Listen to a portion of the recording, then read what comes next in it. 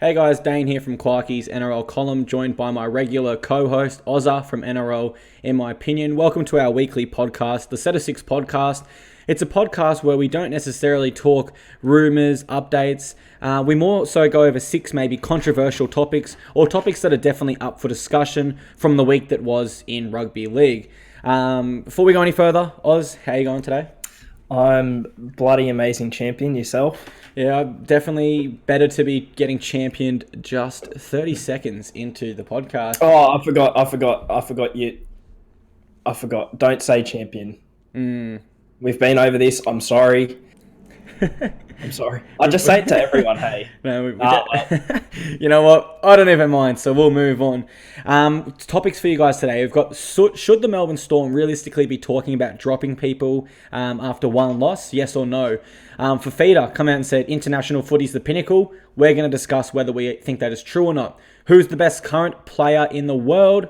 Caesar to depart the Canberra Raiders, but where to?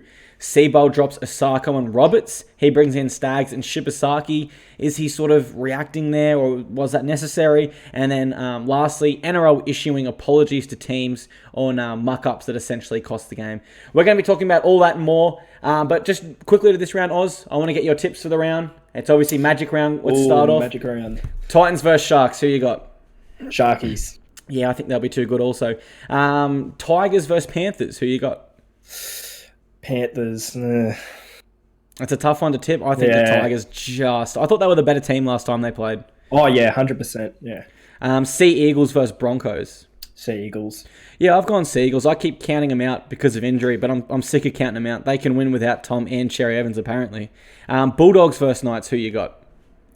Newcastle. Yeah, I think they make it 3 in a row. Warriors versus Dragons. Dragons. I like the Warriors there. I feel just because they're so inconsistent and they lost last week. How's this for a stat? Roger Tuivasa-Sheck, only 2 kick return meters. That's insane, isn't it? 2 kick return meters. Yeah, 2 meters. Yeah. Piercy made it his mission to keep the footy away from him. Storm versus Eels. Who you got? Storm. Yeah, you got to go Storm there, especially coming off a loss. Roosters versus Raiders. This is an interesting one. You still got to back the Chooks, I reckon. I mean, you play do. It safe. It's so hard to tip against them. I think the Raiders will be right up for it because the Roosters sort of where you measure yourself off as to if you are a contender or not this year. And Raiders are showing pretty good signs, so it'll be a great game to watch. Last game of the round, we got Rabbitohs versus Cowboys. Who you got? Got to go Souths. Yeah, absolutely. I agree. Cowboys, I know they got the win last week, but it was scrappy. All right, let's move on to our first tackle. Should the Melbourne Storm realistically be discussing at post-game press conferences dropping players? So Bellamy put out the following quote, guys. I'll go to my Instagram and make sure that I get you the exact quote. He said, "We gave young Ryan Pappenhausen a go tonight, and how good was he? So if I have to go and put some young blokes in, I'll do it." The very next day, his feeder club, the Sunshine Coast Falcons, defeat the South Logan Magpies 72-4. Now, Bellamy didn't make any changes despite that thrashing, but he did sign Nico Hines, their fullback.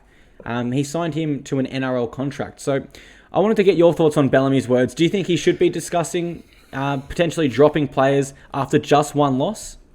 Yes, and he should be dropping that number 9 Cameron Smith. How crap is he?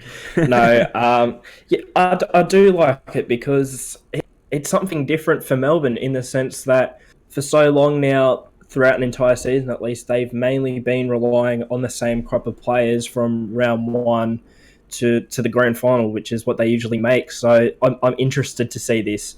Mm-hmm. Something tells me that it is going to work because of that young blood that they've got in the Sunshine Coast Falcons side. Maybe this means, I know it's not a young blood, maybe we see a bit more of Shandor as well. That's something that I wouldn't mind seeing personally. Just a bit of a shake-up to what we standardly get from Melbourne, from the standard. Because otherwise you'd think with Melbourne, they're a team where young players coming through, it's a lot hard for them to get a go. So I do like it. And with Bellamy saying that he's going to bring up young blood, I don't think he's going to, just chuck out the current 17 that he's got now and bring in the Sunshine Coast Falcons, because Well, they haven't got a bad record. I think it's only 2 games they've lost. Yeah, Yeah, Chooks and Sharkies. yeah, Chooks and Sharkies, which the Roosters are the Roosters, and the Sharks. I mean, yes, they've not been the best so far this season, but they are generally in the top 8, and they were on a bit of a winning run earlier in the season. So One thing the I said bad earlier. losses. One thing I actually said earlier is the Sharkies can beat any team on their day this year. They've got so much X factor there. Even with Sean Johnson missing, Matt Moylan missing, they still proved it. Yeah, 100%. And so to get back to Melbourne, I don't really think they need to change too much, as they never do. But I'd sort of like to see maybe a couple of young players get a go in the squad, even if it's a rotational thing. We give 2 new guys a go each week. We'll just see how we go and see if any of them stick. Yeah, that could work. I mean, when you have Cameron Smith leading your spine, you can afford to make certain changes in your forward pack or backs. But for me, I like that Bellamy holds his players to such a high standard. But I don't necessarily think it's necessary to be saying that after a 2-point loss. When you put in comparison, like the West Tigers lost by 45 points to the Eels, and Michael Maguire, a premiership winning coach, also kept the same 17 the very next week.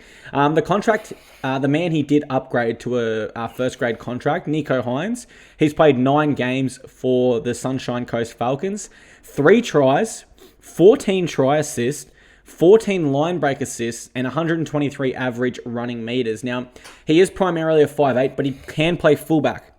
I want to put a couple changes to you and tell me what you think about this. Nico Hines to debut at fullback, Jerome Hughes to move back to halfback. I'm talking about dropping Brodie Croft there. And then I'd like to see Seve out of the side and Curtis Scott coming back in. I 100% agree with Scott coming back in. Mm-hmm.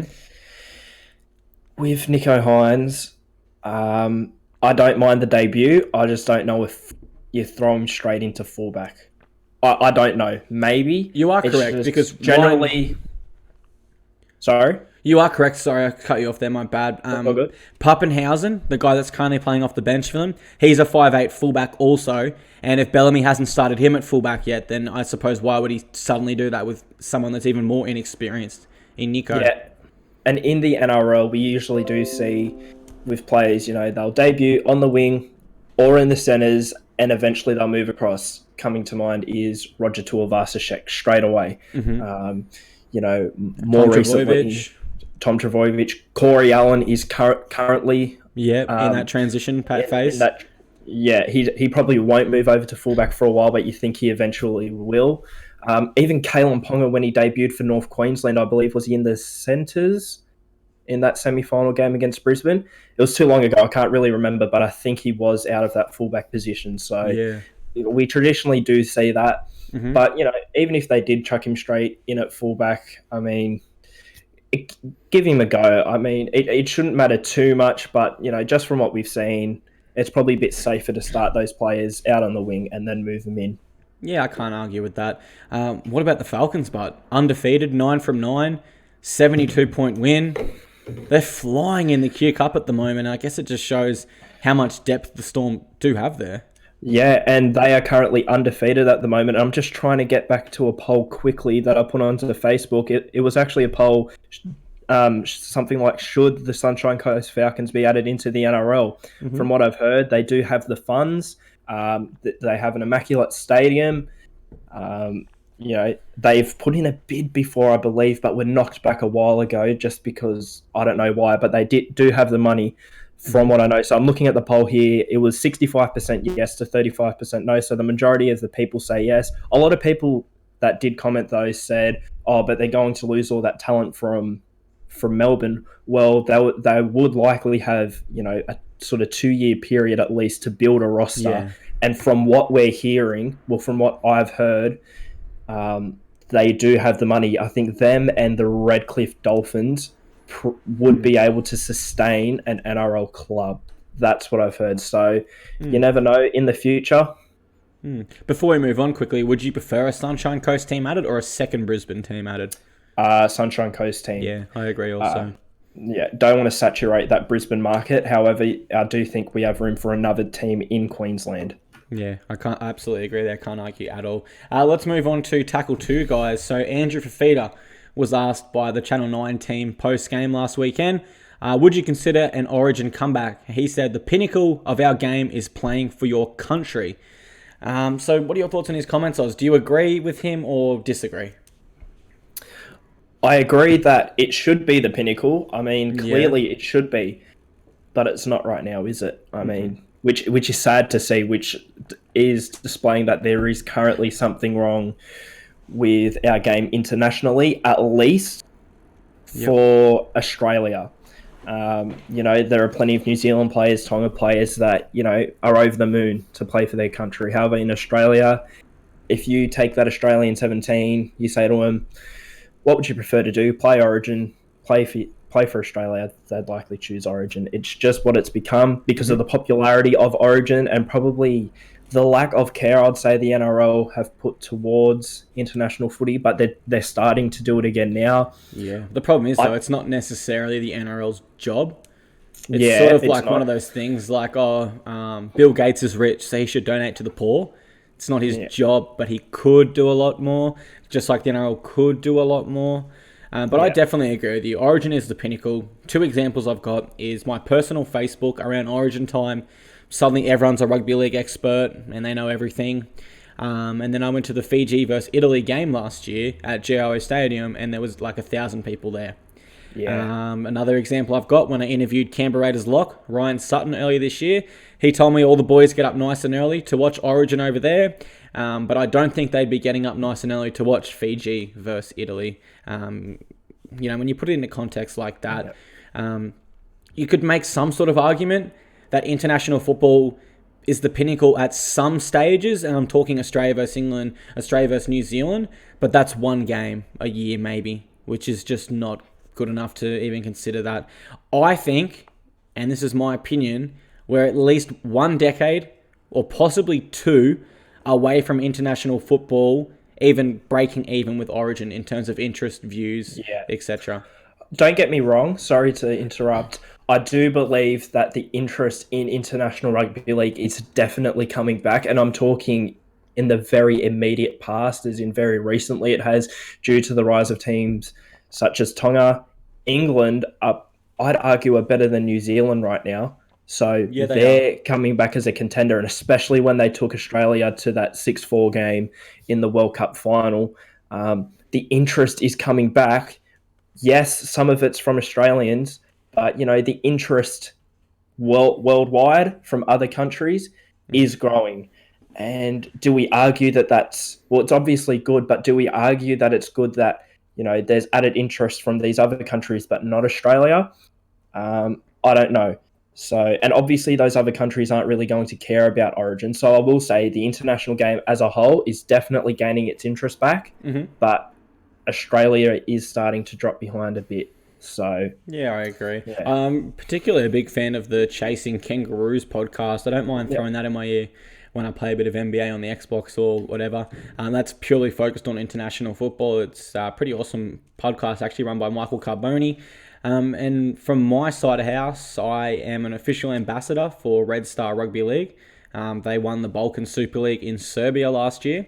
And I'm also a jersey sponsor for the Brooklyn Kings in the USA Rugby League team. So, I think maybe if the smaller guys start the initiative, maybe the NRL will catch on. They've certainly caught on with other things that I've done in the past. And, that's from stuff as big as completely copying my stories without any credit or anything, to even as small as, I don't know if you guys see this new thing, they've got the Magic Round, you have $15 to build your team.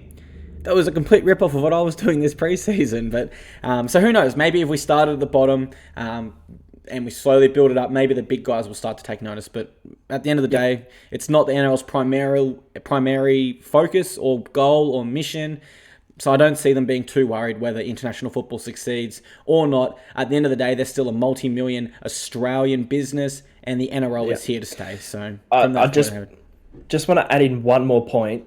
It revolves a lot around money. Now, I'd argue this. Now, I'm not 100% sure. I'd argue that in 2017, the 3 Origin games as a whole, due to merchandise, due to buying tickets, whatever, probably made more money than the entire Rugby League World Cup. Yeah, I'd argue. I'd I would say agree. Yeah. Tongan players, Fijian players, and Samoan players receive $500 a game.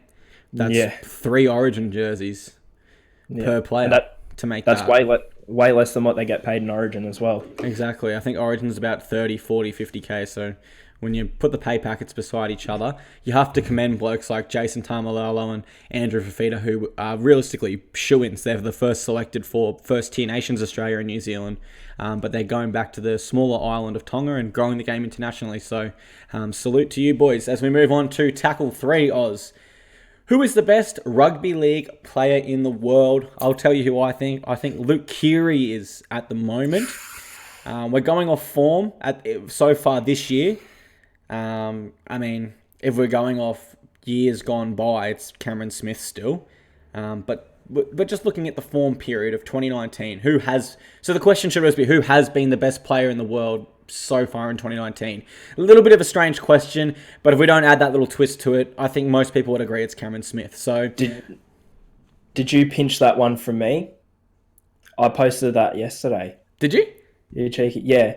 Oh, I haven't seen it. I don't care if you did. Honestly, I haven't seen it. It just makes it way easier for me to answer, that's all. But yeah.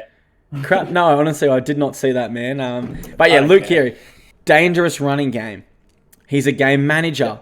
He has a great short and long kicking game. He has the ability to play 6 or 7. He has a great passing game, but most importantly, what makes him so dangerous, he takes the line on its speed. There's probably only one other 5'8" in the game that does that at the moment. Takes the line on with genuine speed and acceleration, and that's Cody Walker. And as a result, they've both scored a host of tries and set up multiple others. The 2 men I just mentioned, by the way, they're my New South Wales Blues halves this year. But we won't get off too off topic. You agree? Luke Keary is your best in the world at this stage? My best in the world at this stage is Cody Walker. 9 tries, most in the NRL. 7 try assists, which I believe is second. He can run the ball, as you said, with speed, but he can also create chances. Usually with our halves, we have our ball running halves, or we can have our creative halves that create plays. Cody Walker has proven so far this year that he can do both, and he can do them both pretty well. And we've obviously known for a while how good Cody Walker is, but I believe this is really a breakout season for him. For me, if we're looking just at form this year, Cody Walker is the best so far. 2 questions. Yeah. How much do you attribute Wayne Bennett to his rise in form? And second, do you almost think his game style is more suited to fullback? And would you ever like to see him return there? First of all, with Wayne Bennett, I'd say it would have had an influence, but I'm not necessarily going to say it has a large influence. I did hear in a couple of interviews from South players, and Cody Walker might have been one of them. He might not have. I can't remember off the top of my head, but they basically said he's changed the way that the team plays and they like it. You know what I mean? He's becoming more involved as well with their personal lives off the field, which, I'm digressing a bit, but, he seems like he's had a big impact on all of those players' lives already. And that was really strange for me to hear because he's not been there that long. He's already created this relationship and, as I said, they're playing differently, and, they've welcomed this new play style, which can be hard for a new coach coming in if you don't already have that trust for the coach. So I'd argue not largely because it's down to the player in the end, but he's probably influenced him a bit and encouraged him. So I'd say he would have had a bit of an impact, but not large scale as, he's doing exactly what Wayne Bennett's telling him to do. Wayne Bennett's sort of just guiding him, I'd say. With your second question, don't fix what ain't broke. I'd say leave him in the halves. I say he could play at fullback, sort of similar to a Kalen Ponga role where you can run the ball, create plays. But I like him where he is. As I said, I'm a big believer, and I've said it before, don't fix what ain't broke. He's playing well in the halves at the moment. I wouldn't consider it. You've got Alex Johnston currently at fullback. You can play Corey Allen there as well. You've got options. Yep. If he was to move back to fullback, I'd think, well, that's not really a necessary change. Yep. That's change for the sake of change, which I sort of thought moving Connor Watson to fullback for Newcastle and Kalen Ponga into the halves at the start of the season was doing. I sort of feel like Brownie thought, oh, well, a lot of people are saying that Kalen Ponga can play well in the halves, and he can. Maybe we should just stick him in there. But it's something that takes time as well. It's got to be more planned out. But as I said, at this point in time, why would you? You don't need to. No. Yeah, I definitely agree. For what's happening at the South at the moment and what players they have available at fullback, I wouldn't. But I also do think his natural game resembles a fullback more so. The fact he takes the line on with so much speed, acceleration, and that's what creates his opportunities. I'm sort of just picturing, let's go. Luke Keary's back at Souths. Reynolds gets the ball, he gives it to Keary. Keary gives a nice back pass there to Cody Walker, and then he's got ample time, opportunity to choose which gap he wants to accelerate or which player he wants to engage and accelerate towards. I definitely agree. It's not a necessary change, but I definitely do hope we get the chance to see him there before his career's over last time. With Cody Walker as well, the great thing that I've seen that you don't see with a lot of the players, he can use his speed as a ball running half to create chances. You don't see that a lot.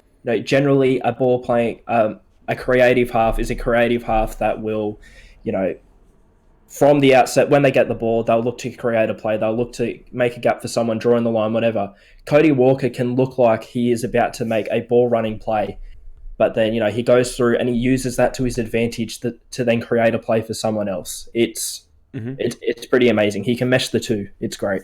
All right, let's move on to tackle 4, guys. If you see me looking down at my phone throughout the podcast, I'm currently replying to, actually, man, we spoke about earlier, Canberra Raiders lock Ryan Sutton.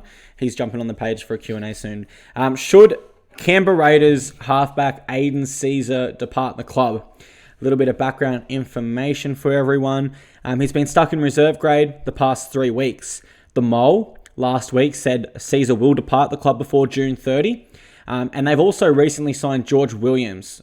Who does he play for? Is that Wigan?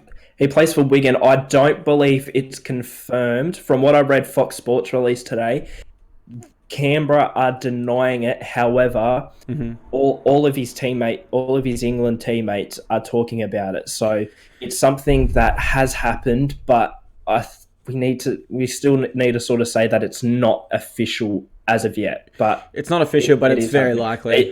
It's happening. Yeah. But it's not announced. The Mole did this last year. He reported that John Bateman signed for the club.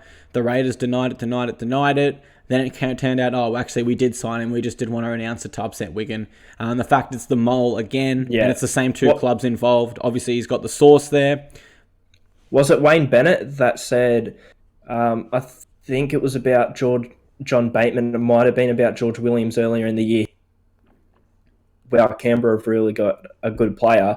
And the reporters were sort of like, well, we haven't heard about this. I think he might have let it slip. So it's happening. All the signs are pointing towards it. It's not. Yeah. Yeah, I know what you mean. Caesar spoke to Big League Magazine. He said, I've never really played reserve grade before, but I'm enjoying the boys' company. It's not where I want to be, but in time I'll find out a bit about my future. Then he goes on to say, I don't want to be playing reserve grade for the rest of the year. I think that's the biggest indication he's leaving to me, because at this stage he will be in reserve grade for the rest of this year. Whether the Raiders allow his release is another story. Obviously, if Sam Williams or Jack Whiten goes down injured at Magic Round this week, that changes the whole context of what we're talking about. But the team I think Caesar is most likely to land at is the Brisbane Broncos. They've recently released one of their halfbacks, Cody Nikorima. Aiden Caesar has previously lived in Queensland for 4 years when he played for the Gold Coast Titans. In my opinion, he played his best football at the Gold Coast Titans. And I know that he didn't want to leave. This was before I was, trying to get into journalism and interviewing players, etc. I was just talking to him simply as a fan, out in the Titans car park, actually, after his last game for the club. I got one last thing signed by him, and I pretty much said, we're going to miss you. Would you ever turn like turn around, and he said, yeah, Cherry Evans, and started, give himself a little chuckle. He pretty much said, like, I'm a man of my word. I signed the deal, but I will miss the Gold Coast. So I don't think he would be opposed to a move back to Queensland. Looking at the market, there's not really another team that needs a halfback.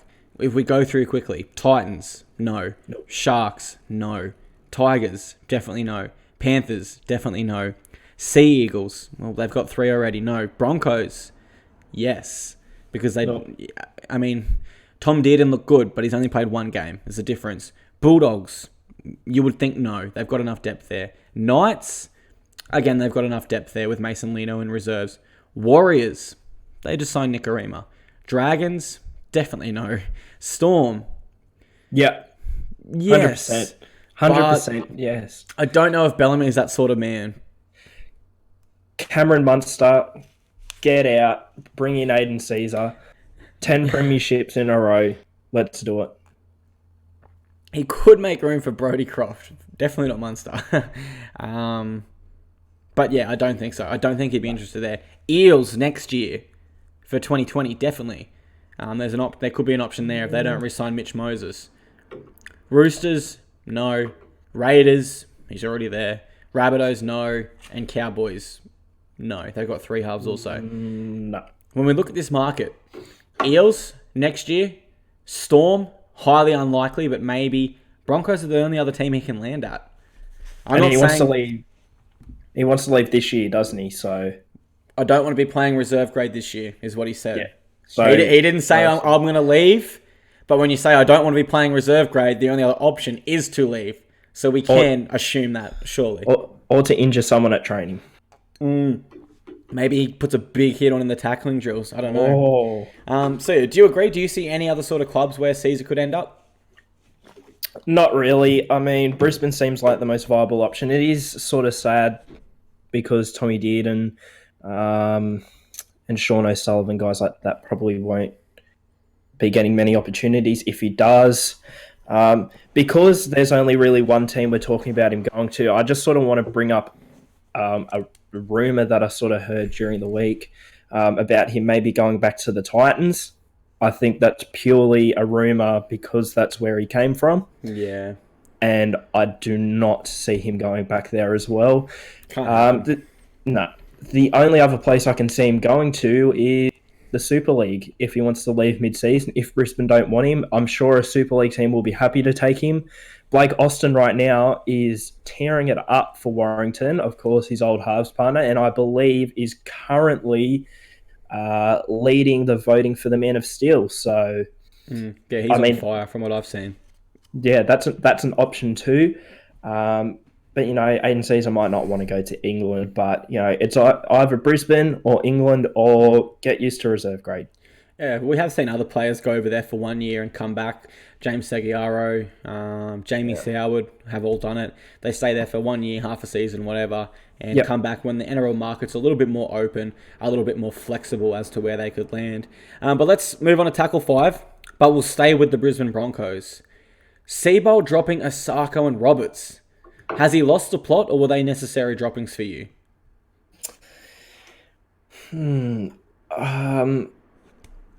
I'm gonna say it's not going to hurt them too much, I don't think. Mm-hmm. So I don't mind it. I don't think it'll hurt them too much. I just feel like maybe a couple of different players probably deserve to be dropped more than those guys. Definitely. My question is, who goal kicks with Osako gone? That's the question. Hey, someone messaged me and asked me that, and I really couldn't think of it. Hey, I don't know. Who can? Is it Shibasaki? I don't believe he's a goal kicker. I don't know. Darius Boyd doesn't goal kick. I think Tom Dearden goal kicked in reserve grade. Okay, so you would assume he would step up. Yeah, I haven't watched any reserve grade this year at all, especially from Queensland. So I wouldn't know. So I guess I'm just gonna trust that one and go Tommy Dearden. And then on the Roberts signing, do you think he deserved to be dropped, or do you just think Broncos aren't utilising him enough? And then a little add-on to the end of that question. Does this spell the end of him? Will he be South Sydney bound? You'd have to think so with this dropping, because I don't think he's been overly atrocious, not as bad as some of his partners in that back line. So you think, well, look, all we can do is speculate. I'd say the signs are pointing to yes. Actually, no way. Actually, James Roberts isn't going to South Sydney because Latrell Mitchell is. Isn't it obvious? No, Yeah. I mean, yeah, I'd say so. Yeah. It does seem that way. Every single centre's linked to the Rabbitohs at the moment. And rightly so. They're the team with the money and the team that does need someone in that position. I wouldn't say Seabold's lost the plot. I wouldn't say these are the worst players he could have taken out. But I also wouldn't say it's the best. I mean, we'll start with the fact your captain, Darius Boyd, is that out of form. Not only that, he's delusional. He thinks he's not out of form. He came out with a quote a couple of days ago, "I'm trying too hard." All sorts of stuff. Corey Oates, as you said, their best player, is also their most error-ridden player because they are relying on him far too much. Is it 19 for the season? I think he's got the most in the NRL. Yeah, he's... yeah. I'm actually on the NRL app right now, so I might be able to have a look. No, it doesn't have errors. Oh, okay. Yeah, but it's so weird how he can be so good yet so bad at the same time. But I think he stays in the squad. Yeah, I mean, Milford's not at his best, but you can't drop him. McCullough's gone now, so, I mean, that's another nail in their coffin. I'd say... Glenn's playing well. Alex Glenn, yeah. Gillette's... Not to be dropped, he is playing well, yeah. Gillette's not at his best, but he's playing good enough. Tommy Flegel is inconsistent, but he's young. I don't think you drop any of the... I do like what Seabold's done this week. He's put David Fafita, Tavita Pangai Jr. and Joe Offahan-Gowie all off the bench. That's a lot of strike power coming on. Especially against a Manly side that, you know, they're pretty strong with their starting pack. They're starting 13, yeah. Yeah, Tapau, Thompson, Siren and Travojevic. But when we go to the bench, it's Waddell, Tanganoa and Boyle versus Fafita, TPJ and Offahan-Gowie. We know which team's going to come on and rise the intensity level. And I think Brisbane, for that reason, are a pretty good chance here. I'm going to stick with my tip of Manly, of course, but that definitely betters their thing. But I think we both agree. Not the best droppings, but not the worst.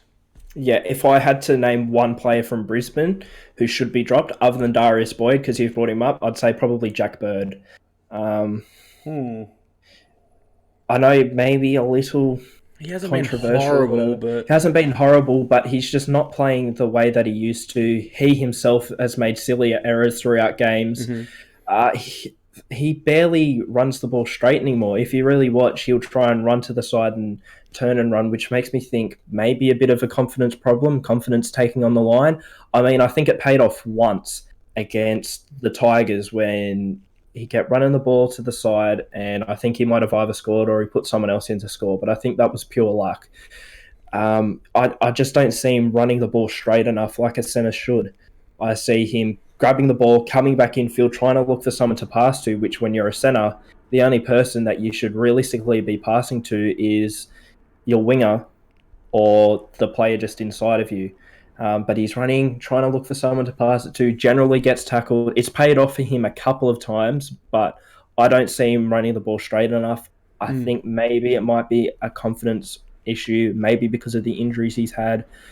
I think a couple of weeks in reserve grade would do him good. However, I don't think he's getting dropped because he's getting paid too much, and that's the same issue with Darius Boyd, and he's their captain as well. I get people messaging me saying, how have Brisbane not dropped Boyd yet? Because of the amount of money he's on. Realistically, it'd be fine. Drop him for a week, bring him back up. But because of the payrolls these guys are on, the higher-ups, it's not just Seabold, the higher-ups are like, hang on, we're paying this guy, and I'm just getting a figure out of my head here, $500K a year, what are they doing in reserve grade? Yeah. You know what I mean? I'm all for dropping players for form, but I think that works a lot better with younger players that are hungry to keep their spot. Once you're a 300-game veteran, you get dropped to reserve grade, it does the opposite effect. It turns you off. It doesn't make you not want to put in as much. But we will move to tackle 6. The NRL issue the Titans an apology, Oz. And this is the third team they've done it this year. Gold Coast Titans coach Garth Brennan has received his apology from NRL head of football Graham Annesley. Annesley admitting match officials got both calls wrong in Friday's loss to the Cowboys. One of the calls was the... who scored the try? The AJ Brimson breakaway try that was disallowed for the push on Granville. Not sure what the second one was, but, they've essentially admitted the two calls cost the Titans the game. They admitted against the Manly game that should have been a escort, and Manly should have got the penalty to potentially even it up. And I can't think what the third one is, but I've definitely seen it before. So my question is, should the NRL openly and publicly be putting out stuff? Hey, we stuffed up. Sorry, we cost you 2 competition points in the largest professional rugby league competition in the world. We stuffed up. Sorry. Is that good enough, or should they just move on? Should we move on? Is it good that we're touching on it and going, "Hey, we stuffed up. We're putting our hand up"? What do you think about the whole situation? It's a bit odd, hey, because if the NRL keeps apologising about these mistakes each week, they're going to look like fools. The referees, their reputations will be shattered because every week they'll be stuffing up and the NRL will be admitting to it. Mm-hmm. It's not until we actually see active change that I think, the whole apologies will be good. At the start of the year, it seemed like a great initiative because we thought, okay, referees will be making sure they get decisions right. The bunker will be making sure they get decisions right now. However, we're 8 weeks in, we've probably had 8 apologies just from Graham Annesley weekly. If I was Garth Brennan, receiving that apology, I'd say, okay, can I have 2 competition points then? That's what he should be asking for because that's how they should be apologising realistically because, you're basically saying, oh yeah, you should have won the game, but you didn't. Sorry, here's this letter that I'm going to give you apologising to you. Okay, thanks, no worries. If we miss the top 8 by 2 points, it'll be fine. Don't worry about it. That's when the major implications come, when you calculate at the end of the year. Okay, we've had 3 apologies and we've fallen 4 points short of the top 8. Yep. So we should be competing for finals. You've now cost this team financially, etc., etc., etc.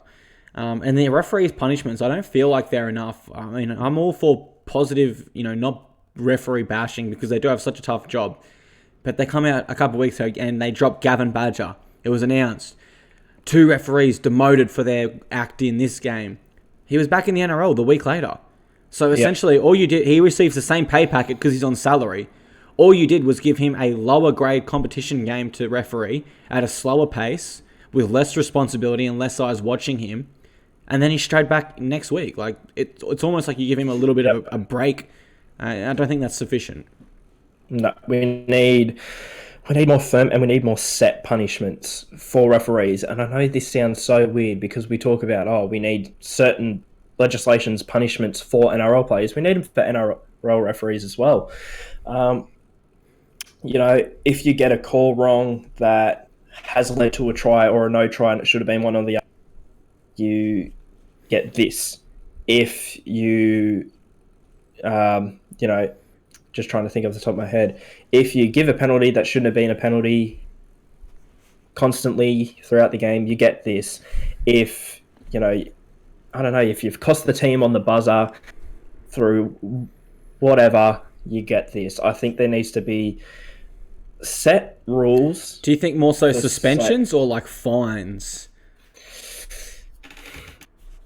I think it's tough when you start implicating money because then they could be more inclined, to take a pay packet from officials from another team, etc.